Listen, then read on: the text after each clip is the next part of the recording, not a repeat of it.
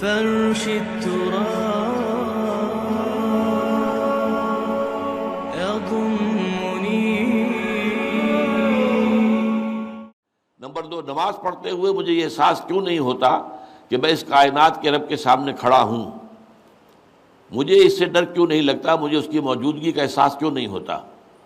مجھے تو بتایا گیا تھا خواتین کی طرف سے سوال ہے، یہاں تو آ گیا کہ کھڑا ہوں، مجھے اس سے ڈر کیوں نہیں لگتا؟ مجھے اس کی موجودگی کا احساس کیوں نہیں ہوتا؟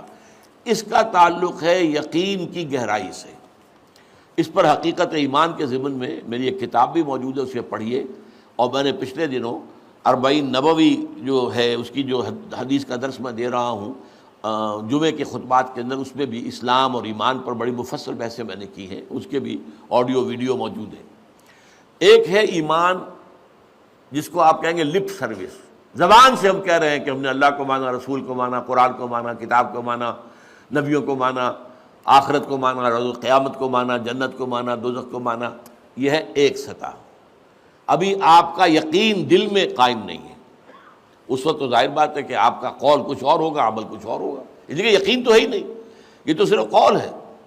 ذالک قولہم بافواہہم، اپنے منہ سے بات آپ نکال رہے ہیں صرف، لیکن یہ دل میں نہیں ہے. اچھا، اب دل میں اتر جانا بھی اس کے درجے ہیں.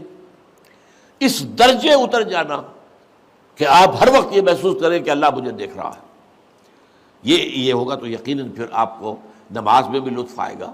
جیسا کہ قرآن میں آتا ہے فَإِنَّكَ بِأَعْيُنِنَا، اے نبی آپ ہماری نگاہوں میں ہیں، ہم آپ کو دیکھ رہے ہیں. جب بھی آپ مسلمانوں میں گھومتے پھرتے ہوتے ہیں اور تقلبک فی الساجدین، اور ان نمازیوں کو کے درمیان آپ دیکھتے ہیں کوئی کس حالت میں ہے. آپ رات کو آپ چکر لگایا کرتے تھے کہ کس کس گھر سے تہجد کے وقت قرآن پڑھنے کی آوازیں آ رہی ہیں، کہاں سے نہیں آ رہی ہیں، کون جو ہے میرا پیروکار جو ہے وہ تہجد پڑھ رہا ہے، کون نہیں پڑھ رہا ہے. اسی میں وہ واقعہ آتا ہے کہ آپ گزرے حضرت ابوبکر کے مکان کے پاس سے، اور مکان آپ کو معلوم ہے وہاں کوئی کنالوں میں تو ہوتے نہیں تھے، وہ تو چھوٹی چھوٹی جو ہے وہ جھونپڑیاں تک سمجھ لیجئے، معمولی سے مکان، بہت وہ ایک دو کمرے کے جو ہے کوٹڑیوں کے، کمرہ نہیں کہنا چاہیے، مکان. تو ظاہر بات ہے اس کے اندر اگر کوئی شخص قرآن پڑھ رہا ہے تو باہر سے گزرنے والا سنے گا. تو حضرت ابوبکر کا آپ نے دیکھا کہ بہت آہستگی سے پڑھ رہے ہیں، حضرت عمر کو دیکھا کہ بڑے زور شور سے پڑھ رہے ہیں. تو اگلے دن صبح فجر کے بعد پوچھا کہ ابوبکر تم یہ اتنا آہستہ کیوں پڑھ رہے تھے؟ انہوں نے کہا میں اس کو سنا رہا تھا جو سنتا ہے. اللہ کو سنانے کے لیے بلند آواز سے پڑھنا تو ضروری نہیں ہے. اللہ تو میں کتنے ہی ہلکے سے ہلکی بات میں کہوں، بلکہ صرف کلام نفسی بھی ہو، دل ہی میں بات کروں، وہ بھی اللہ کے علم میں آ جائے گا. حضرت عمر سے پوچھا تم کیوں زور سے پڑھ رہے تھے؟ کہ میں شیطان کو بھگانا چاہتا تھا کہ شیطان بھاگ جائے. تو آپ نے کہا دونوں ٹھیک ہو، لیکن یہ اے ابوبکر تم ذرا اپنی آواز اونچی کرو، اور اے عمر تم ذرا اپنی آواز پست کرو، یعنی ایک معتدل پر تمہیں آ جانا چاہیے. تو یہ معاملہ ہوتا ہے اصل میں ایمان کی گہرائی کا. ایمان کی پھر آخری گہرائی وہ ہے کہ ایسا یقین ہو جائے کہ گویا کہ آپ خود اللہ کو دیکھ رہے ہیں.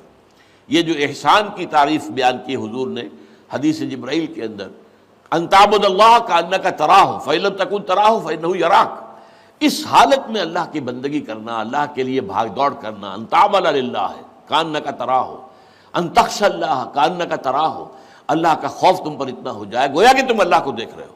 اب آپ اندازہ کیجئے کہ جب قیامت میں سارے پردے اٹھ جائیں گے، جہنم بھی ہمارے سامنے ہوگی اور جنت بھی سامنے ہوگی، وہاں بھی کوئی کفر کر سکے گا؟ تو ظاہر بات ہے کہ جب اللہ تعالیٰ کو دیکھنے کی حد تک کی کیفیت پیدا ہو جائے، یقین کا وہ درجہ، تو پھر اس میں کوئی غلط کام کرنے کا امکان نہیں ہے. سبحانک اللہم و بحمدک، نشہد ان لا الہ الا انت، نستغفرک و نتوب الیک. هي الحلقات تحفظني بآيات من القرآن، هي الحلقات تملأني بحب المصطفى العدنان.